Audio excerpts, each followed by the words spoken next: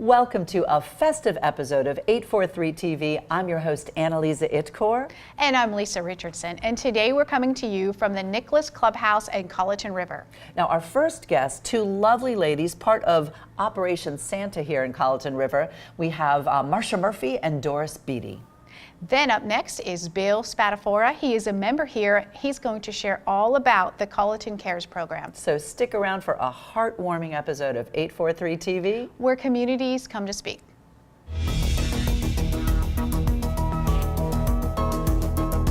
843 TV, where Bluffton comes to speak.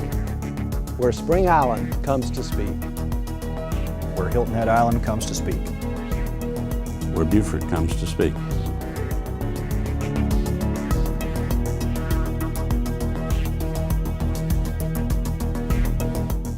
TV, where communities come to speak. Welcome to 843 TV. Today we are at the absolutely gorgeous Jack Nicholas Clubhouse and Colleton River, and today we have a special heartwarming segment where we're going to be learning all about the special Operation Santa Claus project happening here today that we are grateful to just witness. Joining us are our first guests, Marsha Murphy and Doris Beatty. Welcome, ladies. Well, thank you so much for having us. We had the pleasure of spending some time before we started taping in that wonderful Santa's workshop, quite literally. Share with us what's happening. Well, it's all part of Operation Santa Claus, and this is our 18th year. The mission is basically twofold. The first thing is to provide holiday presents for our local Bluffton children in need. And the second thing is to provide some year-round support as far as basic needs of food and clothing and those kinds of things to children identified to us through the school social workers. You know, I have to say, when I walked into that room today, I mean, think about what Christmas is these days. Go, go, go, shop, shop, shop, party, party, party. We're thinking about so many things that we kind of stop and forget about Christmas. And when I walked in that room today, that was the start of my Christmas. It was official because I literally got goosebumps. I mean, not only are you ladies all decked out, I mean, I love it. You've got your Christmas, you had your little Santa dealy bobbers on. There's a woman in there with the most amazing Santa dress I've ever seen in my life. In fact, I'm gonna order it as soon as we're done with the show. But I mean, beyond that, watching the community and the fellowship, I mean, it was just amazing. Can you speak a little bit, Doris, to what it's like to participate in this day? It's really wonderful, and I think the members, when they come and do the wrapping, and a lot of them have shopped before for these gifts, I think it's the start of their Christmas as well. I've heard members say, you know, this kicks off their Christmas season, their Christmas spirit. They realize that they're able to wrap, and these gifts are going to special kids that need something for Christmas. And it makes them feel good, and I know for Marsha and I, it is a very, very rewarding experience because we hear from the social workers and some of the people that are on the receiving end of this, some of the special moments they have with the kids that get these gifts. Well, and there's some pretty amazing gifts in there. It has got to be absolutely magical for these children. Tell us a little bit about that process of giving the gifts. How are they distributed? What's the experience like for the child? One of the things we do, what we do is we ask the social workers, and the reason we contact the social workers and have a really nice relationship with them, they're on the front edge. They know which families and which kids really need help, and they're able to let us know. So in fact, I think if you saw the bicycle that was there this year, the social workers said this child is 14 years old, and she has never had a bicycle, has never ridden a bicycle. And this is something that she would just absolutely love to be able to do. And so we were able to fund and get her a bicycle. Not any bicycle, it is an amazing bicycle. But she wanted a blue bicycle, so we were able to do that. And so we can just imagine how her eyes will light up when she gets this bicycle. Yes. And gets to me a little bit. And we've had another occasion that this was not Christmas time, but the social worker, they call us sometimes during the year if they have special circumstances.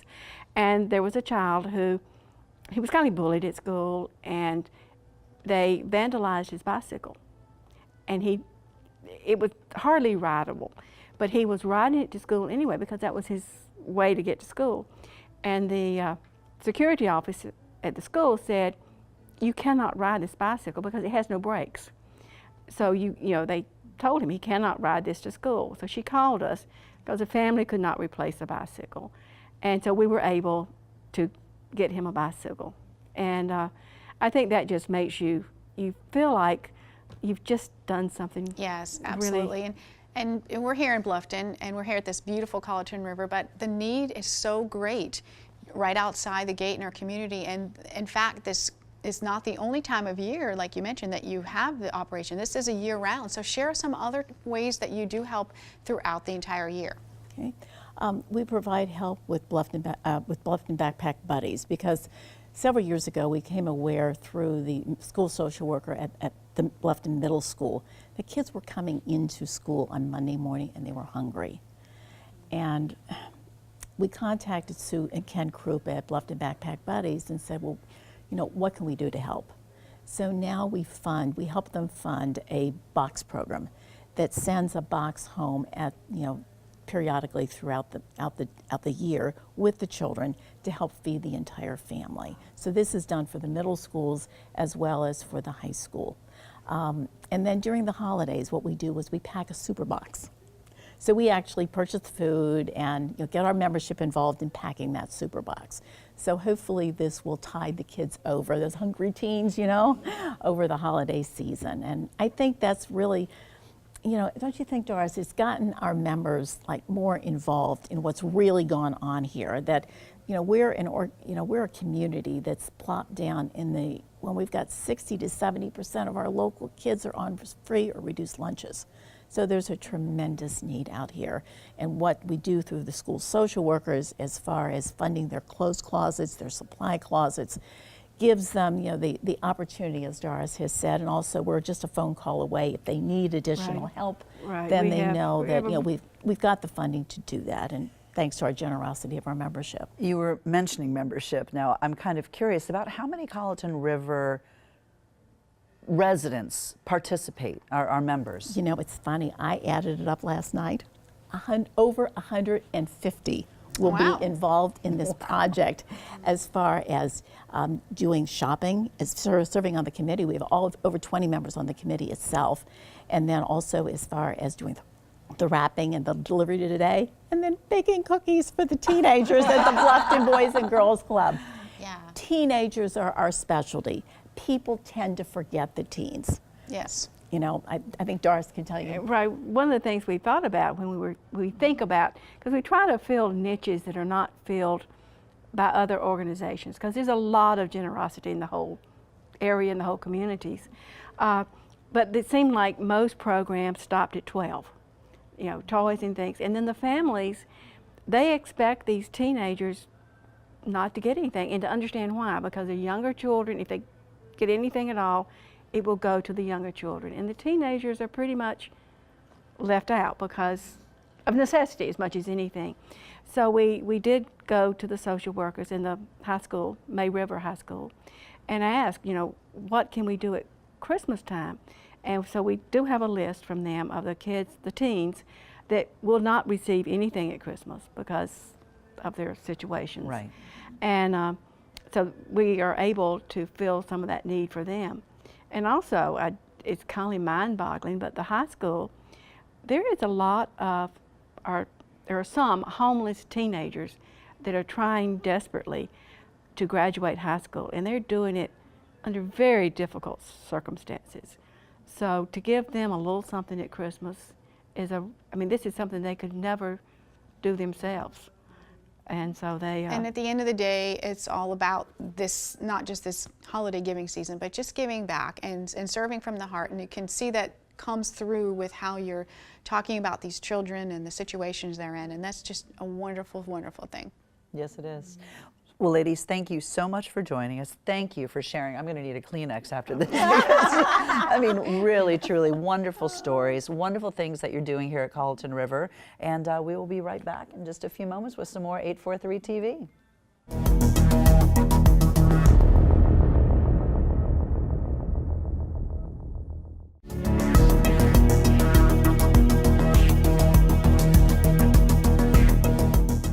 Welcome back to 843 TV here at the Jack Nicklaus Clubhouse in Colleton River, where today we have a very special and heartfelt episode when we're talking about all the wonderful things that happen here for the community at Colleton River. Joining us now is Bill Spadafora.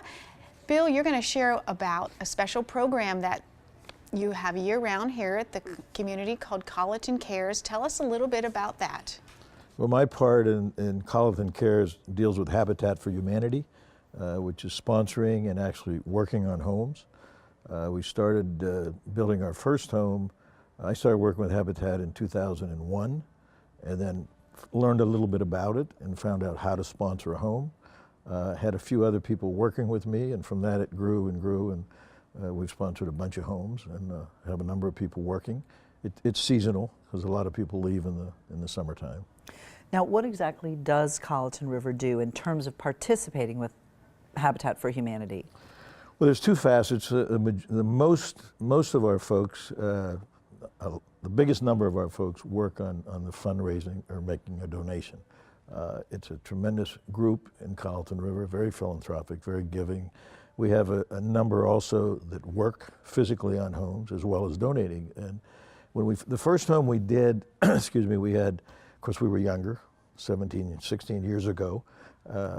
We had quite a number of people working on the homes, and then on the Habitat home that we actually sponsored. So we raised money, then it was $35,000.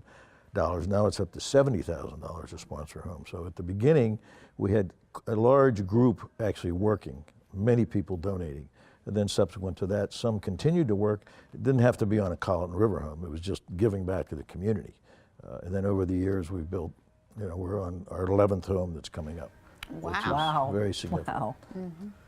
And I've seen some of these communities from the infancy stages and today where they are, it's almost a full community. So what a neat thing to see the progress and the investment of the time and work over the years just fold out. Well, you were talking earlier about the Hilton Head Island, Glenwood, The I Glen. think it's called, the Glen? The Glen, just the Glen. Right. And now you participated in that as well, didn't you? Yeah, Colleton River sponsored and worked on the first home in the Glen. That's cool. We had done about 9 homes before that, and we had raised funding to do another home. In addition, we raised they sort of bogged down on the infrastructure, and they had a major shortfall of money, and we went to bat for them and raised a considerable amount of money for the infrastructure.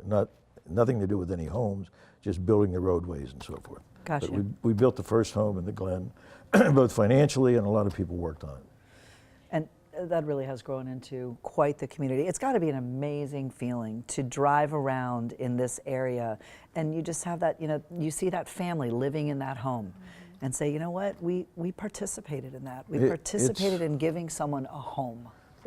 Habitat to me is very special, and a lot of people don't really understand that, when you give to Habitat, it's a gift that keeps giving. Yeah, it's a hand up and not a hand out, as they note it. Exactly. A lot of people feel that, somebody gets a Habitat home, they just gave it to them. No, absolutely not. They get a 0% mortgage. Those payments that they make go to building other homes, which is fantastic. I mean, That is spectacular. So it's in a sense, like we said, helping those get a head start to get on the right track to do better for themselves, and that's a great thing. The ladies prior to you were sharing all these wonderful things that happen in the community. So you mentioned you've been down here for a long time. Right.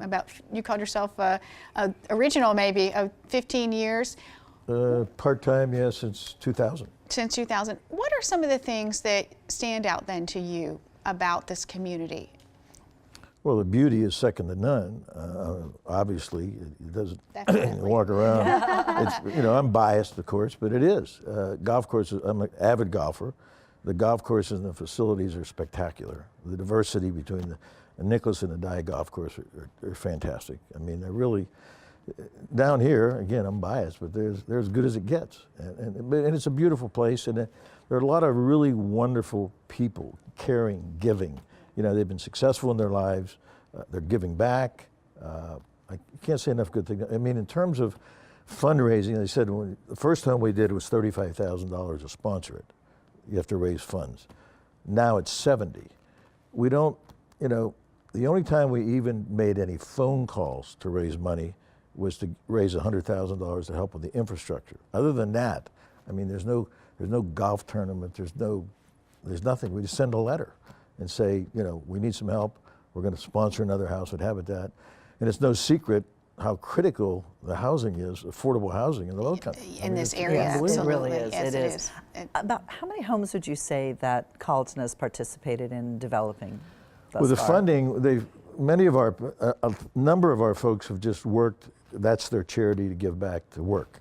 Some of them a tremendous number of hours. You know, 2 or 3 days a week. And one of the great things about Habitat is that you can go 8 to 12. You get on the website, I'm available. It's Tuesday to Saturday. You don't have to do anything. You just show up. But you book it online.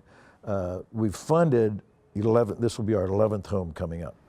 Oh, There's wow. no organization locally that's anything close to that. No, I don't think so, It's a testament to our members. They're just phenomenal. So they're just, in a sense, giving from the heart. You just direct support letters and requesting, and that's it. how it's all been funded. Yeah. That's wonderful. Now, I understand, though, that you have a very special home that you're working on right now. We do. You know, ever since I got involved with Habitat in 2000, when I found out what you needed to do, how you sponsor a home, how you qualify. So ever since 2001, and we funded, you know, 5, 6, 7 homes, kept going, and I said, we need to get one for one of our own employees. But it's difficult. It's not easy. I mean, you can't snap your fingers.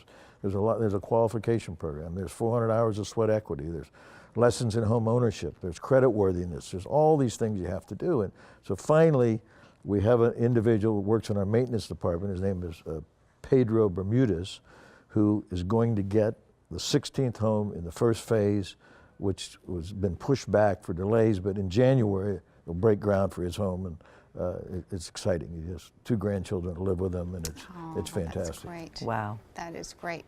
And you all can go out there to the site and take part of that too, which is wonderful opportunity to do, and just really invest, not just with your funds, but with your time. Yes. Right. And we will. We have, it seems like a number of our people work all the time, just on whatever house. But there seems to be a lot more interest when it's a home that we've funded, that we've raised the money for. And I would encourage anybody that's never been to a Habitat dedication to go, just to watch it. It's very brief, but the family's there. You see these 8-year-old kids, 10-year-old children. Their eyes are as big as silver dollars. They've never had their own bedroom. They want to take you in and show you. It's really exciting. I've been to those myself. We've done a lot of Oh, those yes. filmings for the station here, and you're so right. It's wonderful to see the hands-on and to see them working. They're being a part of the progress and the process. It's a wonderful thing. I have to say, I'm continually impressed when I come to Colleton that while, as you said, beautiful community, the outward focus in this community, I think it's so easy when you live here to live an inward life. Oh, look at my pretty house. Oh, look at my pretty yard. Your Let's go play outward golf. focus on the community blows me away. And would you say that is sort of a categorical point of view here? Because it's certainly been the people I've run across, that's really how they live their lives here. I think so. You can stay on campus. I mean, or And you can never get out leave and and look be around. fine, yeah. There's a big world out there, and it's a special place. And I leave for half the year and go back to Pennsylvania. And I think anybody that ever, and we don't have many, but anybody complains, we should prescribe a trip away for a couple of months and no then come kidding. back to really appreciate what we have here. It's phenomenal. It really is. And there are a lot of wonderful people here, and beautiful people outside and inside. So if someone is looking around to decide as a post-retirement or part-time year residence, give us a couple of big points about Colleton River. Well, you don't need to go anywhere else. You're in a great location because you're right at the mouth of Hilton Head. You're a heartbeat away from Bluffton, Savannah and Charleston. I mean, where you're located on this side of the bridge, some people would say that's an argument alone, is that you don't have to deal with the bridge traffic and you still have this breathtaking community that you're living in. Well, again, if you're an outdoor person, as I am, and if you like golf, if you like tennis, swimming, fitness, now we have a new learning center that's fantastic. It was lacking. It's an amenity that we needed, a great practice park for golf. Again, obviously, we can talk about all the other things the millennials want to do, but it's a golf community. But there's a lot of things to do with that. It's not just golf. Well, we have enjoyed hearing all about this wonderful Colleton Cares program, and we hope you all have too. Thank you for joining us for this episode of 843 TV. Where communities come to speak.